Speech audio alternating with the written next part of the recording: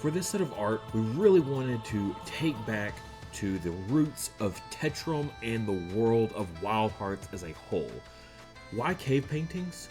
We chose to do cave paintings because Tetrum as a region was rooted in continental United States. When we think back to early America, we think of stories and tales told on walls in caves. We tried something like this with foundations, showing things like ceiling and the skyer, making them fairly basic and digital. They were good and we enjoyed them, but we wanted more color and more texture.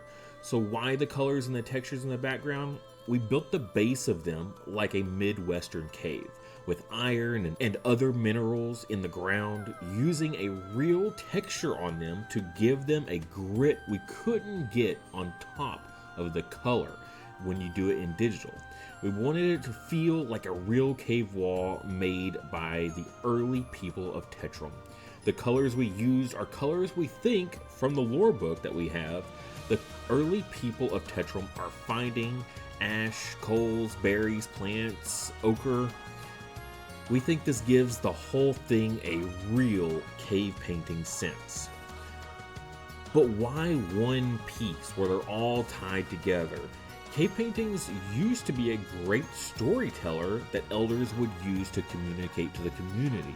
They would also be tales of great hunters or warrior tales.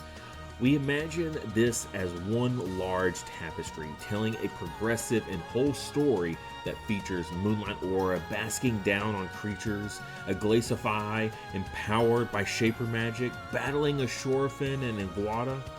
We intend on sprinkling some of these into future series as we do.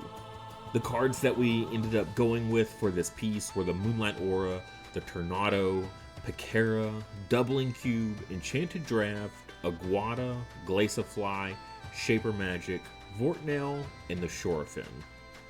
Here's just a few examples of what the final product is going to look like in card form. Now these again are alt arts of the cards that are in the set, so these are some of the foil alts that you can pull from our packs in this Series 0.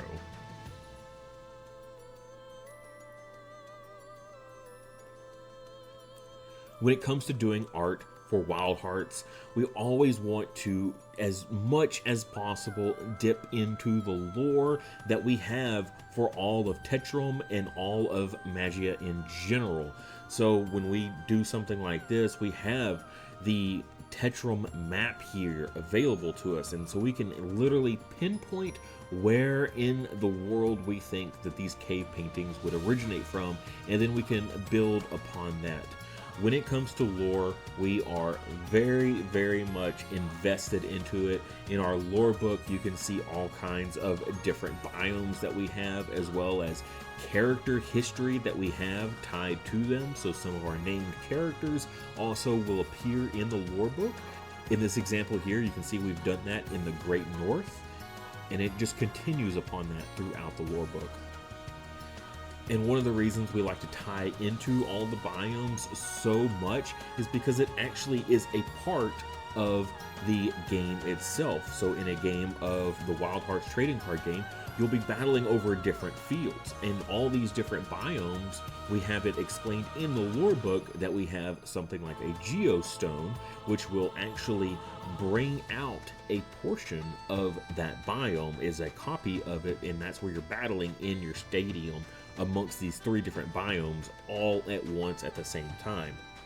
And I hope you enjoy the rest of this video of a time lapse of our cave painting creation by our lead artist, and him taking the time to set up and record all of this for us so we can make this video for you guys so you can see how it all plays out.